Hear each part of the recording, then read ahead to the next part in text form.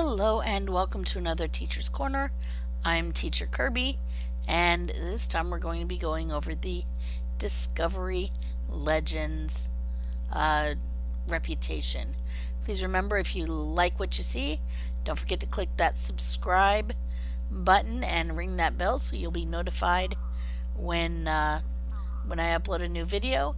If you'd like to help support Teacher's Corner a little more actively, please consider becoming a patron. Alright, moving right along, here we go. We have our Discovery Legends reputation that has 6 tiers, as do all reputations. And in tier 1, we get 2 traits. We get Arium's Augments, which these are ground traits, so this gives us damage over time and area of effect passive resistance.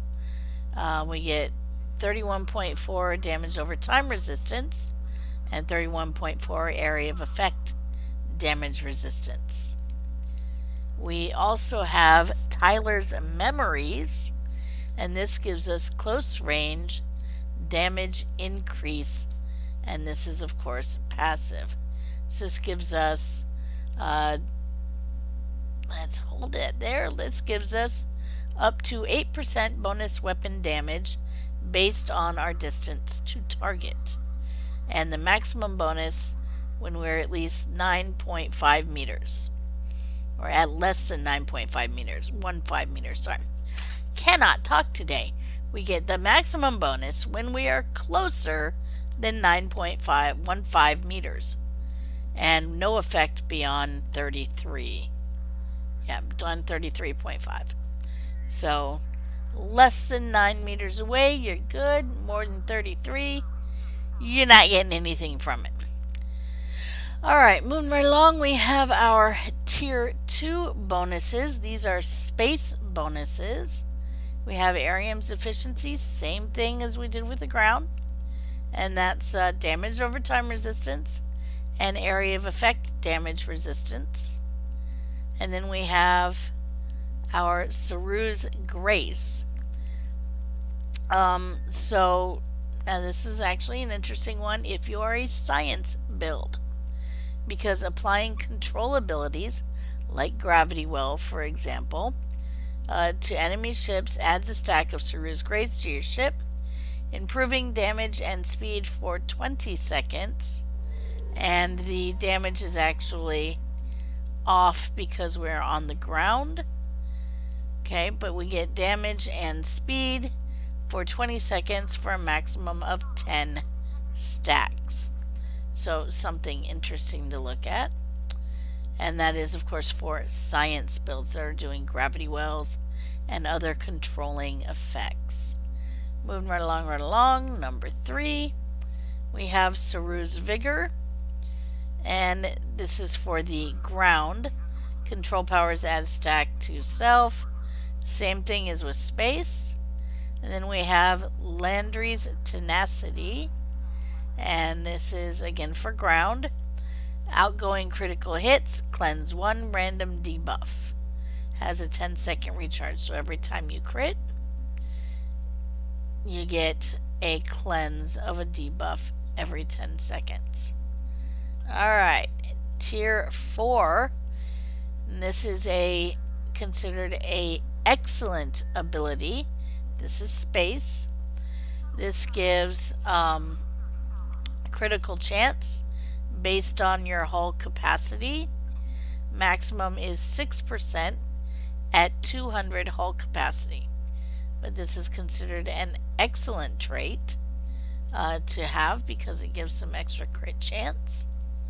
And then we have Landry's Loyalty. Outgoing critical hits, cleanse 1 random debuff, same as Landry's Tenacity on the ground. So, and this has a 10-second recharge. And then we have our tier 5 ability, Tethered Non-Baryonic Asteroid. So you actually spawn an asteroid that is tethered behind your ship for 16 seconds. It drags enemies towards it and deals kinetic damage over time. Of course, the higher your control expertise, the more it will pull enemies towards it, and the higher your EPG, the more it will damage. All right, but it has a 3 kilometer range and deals 5 kinetic damage. Ignores shields per second to nearby enemies, and that is, of course, off because we're on the ground. Okay, and then of course tier 6, we get rank 2 of all of these.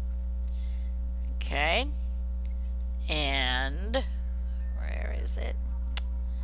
And then we get our other unlocks, which we'll see here. So we get, of course, our reputation gear discount, which is account wide. We get our fleet ship module, our retrain token, and of course our vanity shield option. And we have the hourly to claim dilithium. But moving right along, so here is our ground gear. We have Burnham's CQC armor. Try saying that 5 times fast. Okay, so we have our armor, and it's actually a really good piece of armor. From what I know, those ground pounders out there are actually considering this as their go-to armor. So it has a large amount of physical damage resistance, a large amount of kinetic damage resistance, and a very large amount of energy damage resistance. It increases your maximum hit points by 50, gives you 10% crit chance, adds physical damage, adds run speed, and adds willpower. So all around, this is a really good piece of armor, of personal armor. But yeah, so this goes with, it's this armor and then the 2 pieces of the Nakul set that you get from Temporal Front. The shield, personal shield, and the weapon, which you place as your secondary. And that gives you the 2-piece bonus from that. But yeah, this is a excellent piece of armor. Now, if you look at the environmental suit, while the numbers for physical, kinetic, and energy damage resistance are much lower, it also gives environmental damage resistance, and all the other stats are the same. So, but this is also a really good environmental suit comparatively to some of the others. Okay, and then we have our Mind Meld device. And our Mind Meld device gives us Suzmana martial arts finishers. So we have our devastating, and palm strike is replaced by engage. See more details on this item, of course. So we've got finisher attacks now that are extremely devastating. Because we're tier 6 on this, we get 2% bonus all damage because it is a rep item. We have an expose attack, which is a jab, gives amount of physical damage, and I can't speak today, and gets 40% critical severity because of our crit D times 2. There is also a punch, which is an expose attack, and that gives a larger amount of physical damage, 60% chance to give negative 66% run speed for about 4 seconds, and it has 40% critical severity because of the crit D times 2 mod that we have on the device. Okay, moving right along, we have our hostile engagement shield, and this has cap times 3 for the modifier. It gives a good amount of shield protection, has the normal that it rapidly regenerates after not taking damage for 3 seconds. The unique thing is it expose and slows for nearby enemies when shield breaks. Okay, that means when your shield breaks, when you right? Then it does that for you. Plus 30% physical damage when shields aren't full, and plus 20% run speed when shields are full. So it gives you quite a bit of movement buffs, which are very good. Alright, and then we have, what do we have? We have universal kit modules. This is the first time we're seeing universals. In previous reputations, we had profession specific. Now we're getting universals, so everybody gets it. And we have the first one is a gravity containment unit. It is a pull device. Pulls enemy towards you and knocks them down, dealing some physical damage at close range, improving to 300% by the distance the target is pulled. So the farther you pull them from, the more damage it does. Alright, and then we have Meld's time device. This applies a buff lasting 30 seconds that if you die, you return to where you were when you activated the device. You heal, you lose all threat, and the effect ends. So basically, you hit the device or you activate it, you got 30 seconds. So if you think you're going to die in the next 30 seconds, there you go. Okay, the other option. If you use a device and then you use a kit module, it causes other kit modules to recover their cooldown equal to 15% of the used kit module's recharge time. So basically, you activate this module and then you hit the kit module you have with the longest recharge time, because that's going to put all the others into to reduce their cooldowns by an amount equal to 15%. So for example, if you are using, let's say you're using a kit module, you use this kit module and then you hit a kit module that has 1 minute cooldown, 60 seconds, then you're going to get about a 10-second, somewhere around there, pretty close to their cooldown on your other kit modules. Alright, when the effect ends, you apply a 25-second recharge time, a recharge reduced by kit readiness. There you go. So, it's complicated, most definitely, but basically, if you want to use it for the cooldown, you hit Meld's time device, you hit your longest recharging ability from your things, and there you go. Alright, moving right along, we're on to space. So we have the non-baryonic matter deflector. Alright, so this has some starship shield restoration, large amount of hull capacity,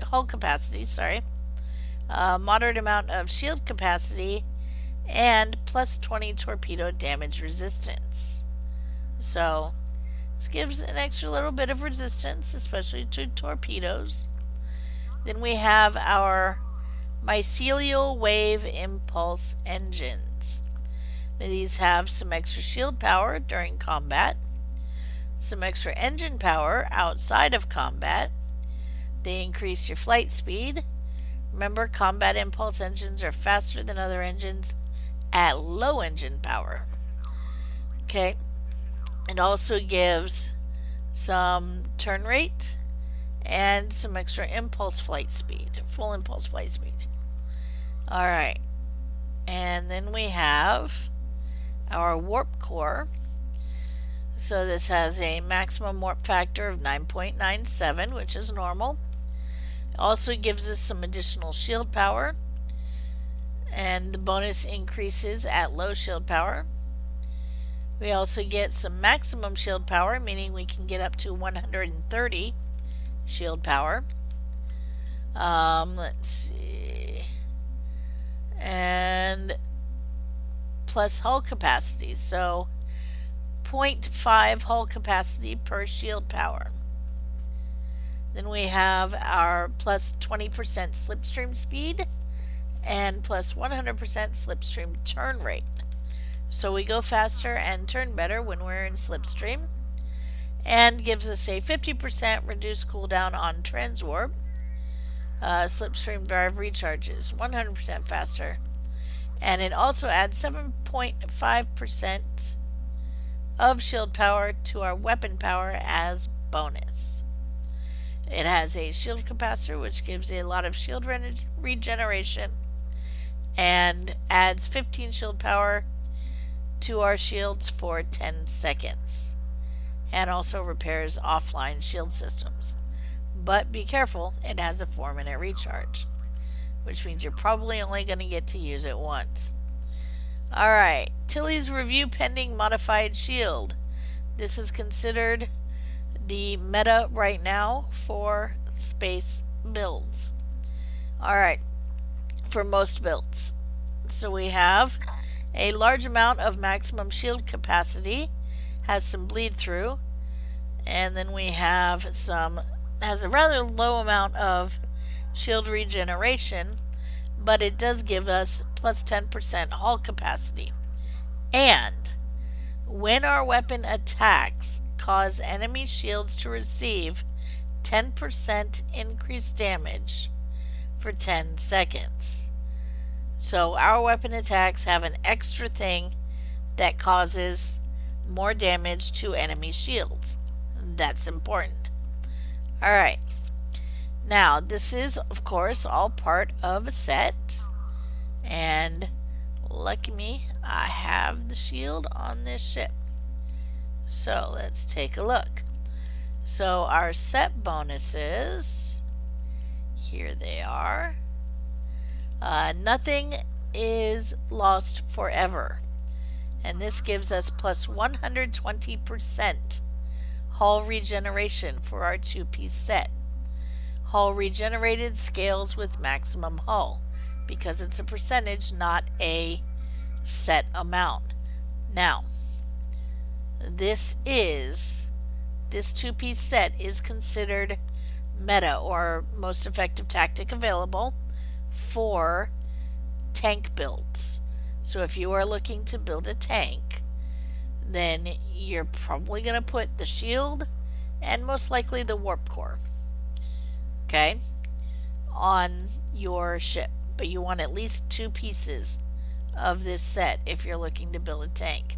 That is considered meta for the tanks. Alright, 3-piece bonus is our first weapon attack against each target fires a bolt of mycelial energy at them, dealing a large amount of electrical damage, scaling with your maximum hull. Okay, and this is a passive. Both of these are passive. The 4-piece set bonus gives a active ability called the Power of Math. So we activate the ability. It gives a large amount of kinetic damage that scales with maximum hull. Max is 200,000, won't scale any higher once you get above that. Now this kinetic damage is divided between targets hit. So if you're using fire at will, it's going to divide this 7,000 or whatever it gives you between the number of targets hit. Each target hit grants an unlimited duration buff of 3% maximum hull, up to 20 stacks, meaning you can get a maximum of 60% maximum hull, depending on whether or not you can hit 20 targets while this is active. And because it's an unlimited duration buff, they're not going to go away until you leave map. Okay, so you can use this over and over again if you can manage. Alright, and of course you do more damage if you have higher starship weapons training and starship projectile training for the actual actual kinetic damage. Alright. And I just realized I forgot to give you the bonuses on the ground gear. Hello, Kirby. Get with it. Alright, so for our ground gear, let's go back and talk about that for a second. For our ground gear, our set powers are Curiouser and Curiouser. This is a passive. Exploiting enemies reduces their physical resistance by 25% for 15 seconds. The 3-piece set bonus is called Objects in Motion. It's a passive, and it says Combo Finishers. Heal 20% of your health. That means things that you do from the Vulcan device. And then we have Combo Finishers recover 10% of kit module cooldown. So back to kit module cooldown again. Alright, but now that we have done that, so we have done our 3-piece bonus for that. Now we move on to, we have the weapon set. So first thing in the weapon set is the Lorca console. The Lorca console is extremely good, especially if you have 5 tactical consoles, for example.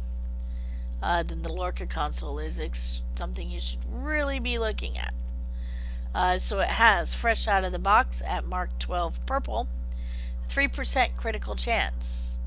This is already more than what you get from a vulnerability locator from the Spire. Plus 6 weapon power setting. Extra weapon power, always good. Plus 120 Starship shield penetration. The faster you get through their shields, the more you penetrate through their shields, the more damage you do to their hull. Alright. So, and then we have, so this is definitely something to look at. The drawback, you have to put it in a tactical slot. So you do lose 1 tactical console. Okay. Moving right along, we have our Disruptor and Phaser wide angle dual heavy beam bank. The Phaser is the initial weapon power type. The Disruptor is what you get added when you hit tier 6. Alright, so our energy, so we'll look at our wide angle dual heavy beam bank. So this has an extra 10% critical severity built into it, and it has an amount of phaser damage to the target, obviously. It has a wider targeting arc than usual, 135 degree targeting arc versus the normal 90 degree targeting arc. Alright, we have, it takes minus 12 weapon power, and it has a 2.5% chance, 1 random subsystem offline for 5 seconds, which is normal for a phaser. The Disruptor will instead have negative or 2.5% chance, negative 10 all damage resistance for 15 seconds. That's the normal Disruptor proc. Alright, and then we have critical strikes add 1% bonus damage to this weapon for 20 seconds, up to 20%. So you can get extra 20% bonus damage every time you crit with this weapon.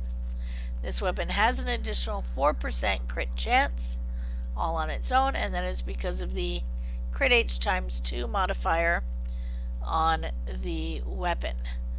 Alright, moving right along, we have our final one, which is the Dark Matter Quantum Torpedo Launcher. Dark Matter gives a large amount of kinetic damage and adds a stack of Dark Matter Disillusion, which gives 85 physical damage every second for 20 seconds. Critical strikes add 2 stacks instead. So there you go. Alright, and it has a 4% crit chance added to it, as with the beam arrays, or beam banks. And it has a very small recharge. It is a 8-second recharge. Alright, now let's take a look at the 3-piece set bonus. So, the 3-piece set bonus, and by the way, when you get it up to Mark 15 Epic, that Lorca console has 3.9% crit chance and 157.5 Starship shield penetration. This is a large buff. Alright, 2-piece set bonus. We have War Discretion. When you crit, you get 1% critical severity buff for 20 seconds. This stacks up to 25 times. So the more crit you have, the more often you're going to get this critical severity buff and be able to keep this critical severity buff. Alright, the 3-piece set, but that's just the beginning. I keep wanting to go, but wait, there's more. But that's just the beginning. Is an active ability. In other words, it's not passive. You have to activate it. It affects foes 10-kilometer sphere. Or no, it is passive. I'm sorry. Automatically launch 1 dark matter quantum torpedo at enemies below 50% health. Max 1 torpedo per second. No more than 1 torpedo per enemy.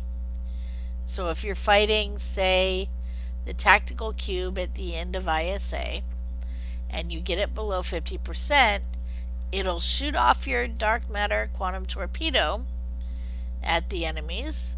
However, if you continue to fight that enemy and you get to where it would shoot off again, it's not going to shoot it off again because you already shot one at that enemy. So you only get 1 per customer. Alright, but there you go. That is our 3-piece bonus or passives, and that is all for this reputation. So that was our discovery reputation. Couple interesting things. Definitely at least one really good trait, the Tyler's duality, and definitely a couple good pieces of gear in there. Possibly a 2-piece if you're looking to tank. And that's the Tilly shield and another piece of the set, your choice. And then of course the Lorca's console for if you have 4 or 5 TAC consoles. Definitely something to look at. Alright, that is it for me. This is Teacher Kirby. Hope you learned something, and I'll see you next time.